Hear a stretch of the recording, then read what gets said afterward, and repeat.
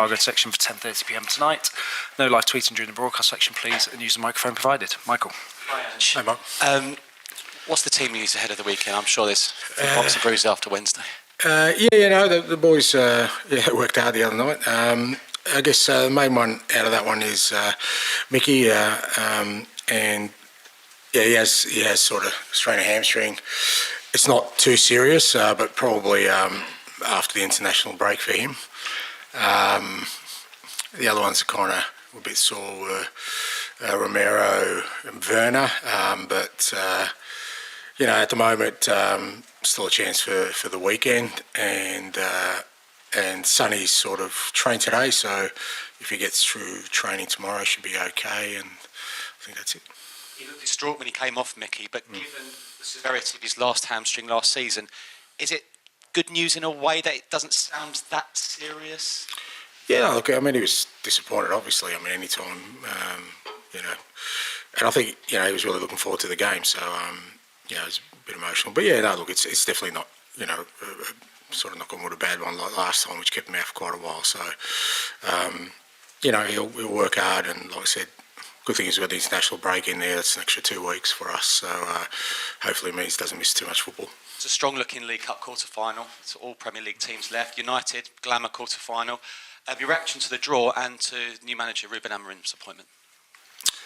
Yeah, good draw in terms of, it's a home game, which I think, for all clubs is I guess, welcome, because it's not going to be an easy game whoever you're playing, so having it at home is great for us. He said, against a big club in United, so it'll be a really good fixture, but you expect that sort of quarter-final, semi-final stage of any competition, and I only just heard that Ruben's been appointed, so he'll have his feet firmly under the desk by then, and looking forward to meeting him. Great night Wednesday for the fans. There's been some real highs and there's been disappointing performances. Probably like Palace might be your most disappointing this season, but is that to be expected as this squad evolves over the last 15 months? Fans, should they expect the odd bad result, bad performance? Look, I don't think it's. I keep saying this is not. Fans are fans. Fans. There isn't a fan around the world that doesn't want their team to always be playing well. So, what we have to do, as I said, before the game and after the game, is just stay really focused on continuing to evolve into the team we want to be. And at the moment, we, in the league, we've had some disappointing results, but really only one disappointing performance, and that was the Palace game. wasn't a great performance, and we got what we deserved. But what we have to focus on is making sure that we continue to evolve, learn from that. When we have had sort of disappointments, we bounce back straight away, which I think is important. It's part of sort of the evolution of the team.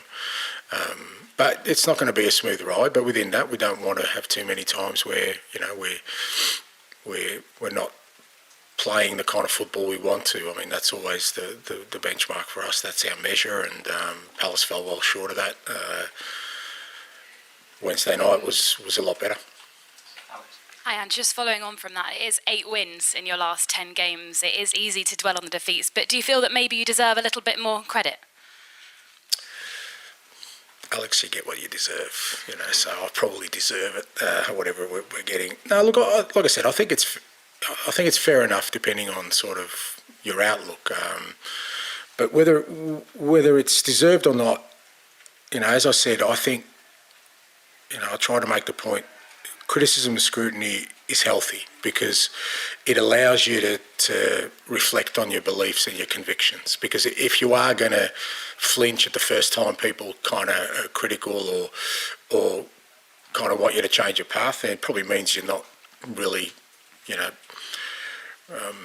definite about what you're doing. So it doesn't, like I said, it's not something that I think, we're copping too much criticism or unwanted criticism. In fact, if it is unwanted, even more that we shouldn't react to it. It's up to us how we behave in that kind of environment. Because I don't think that ever changes. I think even if we, went on another fantastic run at the first sign of us maybe faltering, I think the same sort of questions would come, because it's kind of where we're at as a club at the moment.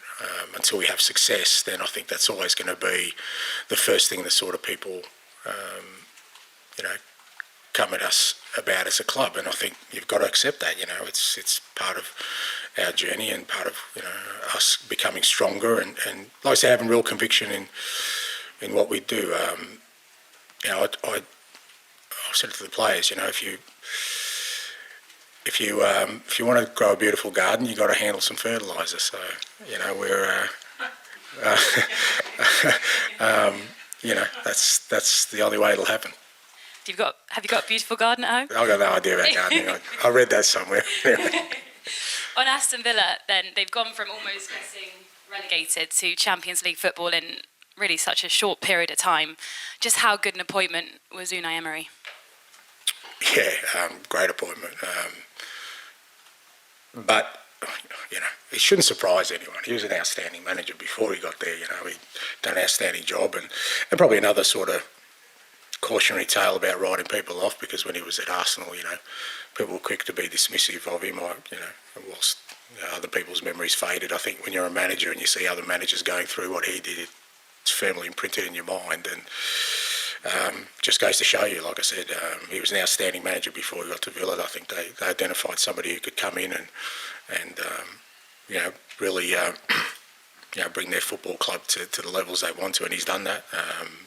Since he's been there, and they continue to get stronger and challenge, and it'll be a good test for us. I mean, our games against them have been really good last year. We obviously won at their place and played really well, but I thought we played well at our place too. But they got on top of us. They obviously got ahead of us for the Champions League spot last year. So it's a great competition for us. It's his birthday on Sunday. How hopeful are you that you can stop him celebrating with a win? Miserable day for him, I hope. I guess I'm the oldest in the comp, mate, so I'm not going to mention birthdays. I'll let him go. Good luck. Thank you. Hi, Ange, how are you? I'm good. Going back to the garden and the fertiliser analogy, the fertiliser used to be called being Spursy, but I thought the other night actually you weren't Spursy. 2-0 up and then concede a goal, but whereas previous Spurs sides might have actually lost that sometimes, yours didn't. So what have you instilled into the players this season to maybe make that word something we don't use so often? Yeah, I don't know about that. I still think that's something that, that's what I was talking about before. I think people will always kind of, every time we have a stumble, are going to throw at us. And you have to, like I said, you have to accept that. Whether you believe you're not that anymore, you have to accept that until you can prove otherwise. I thought the other night was a really strong performance against, a pretty formidable side where, as I said, I think we had to show every aspect of our game. We had to defend well, which I thought we really did, because they didn't really create too many clear-cut opportunities against us, which against City, that's kind of your best possible case of keeping them out, because it's usually the volume of chances that kind of erodes your ability to keep them out. And I still thought we had quality the other way, where we created the best chances of the game. So had a little bit of everything, and it was an unbelievable physical effort from the lads. I mean, even the physical numbers we did after, the amount of running that the boys just had to do. But that's, I think, what you have to do against a team like City if you want to be successful. So there's a lot of positives for us, but again, I said that after the game, we're still the same team that performed poorly against Crystal Palace. Nothing changed in that 3 days apart from us addressing some aspects of our football to stay true to that. And if we don't veer from that, then we'll get to where we want to. So how do you address then going forward the rest of this season, Spurs' inconsistency? By just, like I said, being strong in the way we want to play our football, and we have been, apart from that Palace game where I felt we didn't, we didn't really address the challenge in front of us in the way we should. Every other game, I think we've done that. Yes, we lost at Newcastle, but I thought we played well that day. We lost to Brighton, and pretty evident that a poor second half cost us there. But the Palace game was one where we needed to do things close to what we do. So that's all we can do, just keep focusing on what's important to us. And you and Villa are both on the same kind of trajectory. Last season, Villa finished fourth, which is perceived by most of this country as a trophy. I know, not by you, but in terms of some people see that as being a trophy. Yeah, but there isn't a trophy, though, is there? No, it isn't a trophy. No, you're absolutely right. But Arsene Wenger's to blame for that, not me. But in terms of your 3 rounds away now from winning the League Cup and winning your trophy, is that what you would prefer this year? A silverware to 4th place? No, I want it all. I want it all, mate. I want everything. And it sets me up for people to maybe ridicule me at the end of the year because I've said I want it all and I fall short of that. But I'll take the biggest bite I can, mate, and see what comes out of it. So we'll see. We'll go for everything. Hi, Ange. Just wanted to check in on Wilson Odobert. Earlier in the week, you said it seemed like he'd had a serious setback. Is there any more information and a potential time? No real time, but it's significant. So he'll be out for, again, because it's a rare occurrence, we're going to have to be a bit conservative. So I'd say sort of similar time frame to his last one, maybe a bit longer, but it's one of those where you don't want to put a time frame on it because it'll really depend on how quickly he kind of heals from it. Just wanted to ask you about Dragerson as well. He's been at the club for nearly a year. What have you been impressed by, and what are maybe some of the areas that he needs to improve in? Yeah, look, Roddy's been with us, 10 months now, and I think he's been great. You know, we kind of signed him because we saw some really strong attributes in him in terms of, you know, his defending capabilities, his mindset.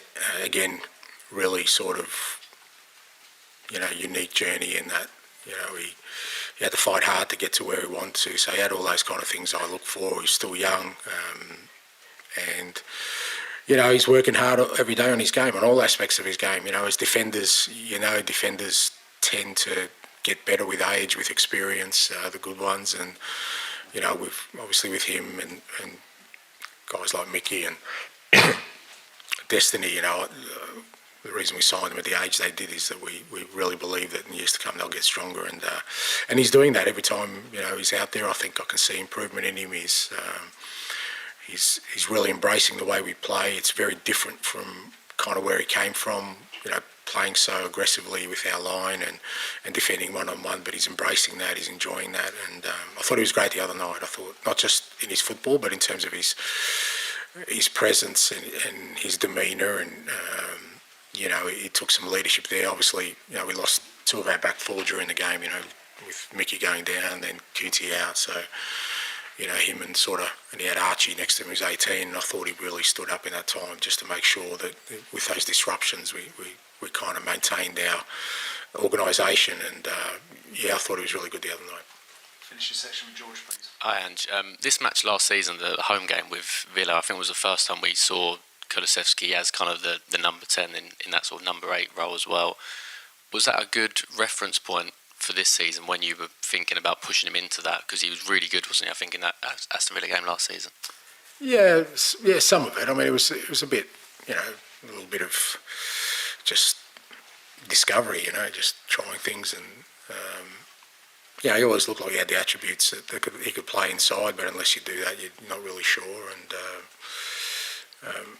as I said, I think as much as I wanted to play him out on the wing, the way we play I don't think it suited his personality more than anything else, because I kept saying, I think Nicky loves to be involved in the game. You know, he loves to, like, his running capacity is ridiculous, and he wants to be involved all the time. And when you play wing in our sort of setup, there's a lot of times where the discipline of it is not being involved, you know, and I think he struggled with that as much as he was trying to.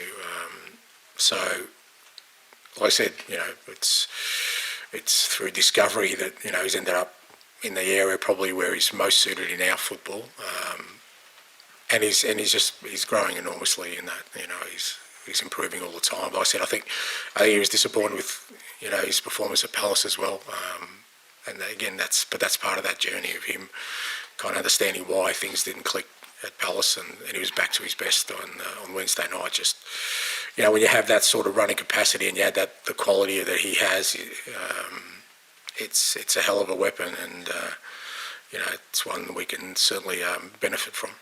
And just funny for me, it was a really special atmosphere on Wednesday, and it feels like the sort of Tottenham Hotspur Stadium is turning into a fortress. And obviously, your teams have always been associated with home wins. You come in with that record. How sort of pleased are you with the home form? Yeah, it's been strong. It has to be, and the supporters play a big part in that. I thought they were brilliant on Wednesday night, and that's part of it, because if they can generate that energy in the stadium, the players certainly feed off it, and I think it makes oppositions uncomfortable, particularly with the way we play, because we want to be at the opposition all the time, and if the crowd's up as well, it gives the opposition that sense that they can never sort of get composed or recover. So it's a big part of it, and hopefully we continue to grow. Of course, we've got to give our supporters a reason to make that atmosphere, but I think when it goes hand in hand like it did on Wednesday night, it's a great place to be, and it certainly can help us in terms of again becoming the football team we want to.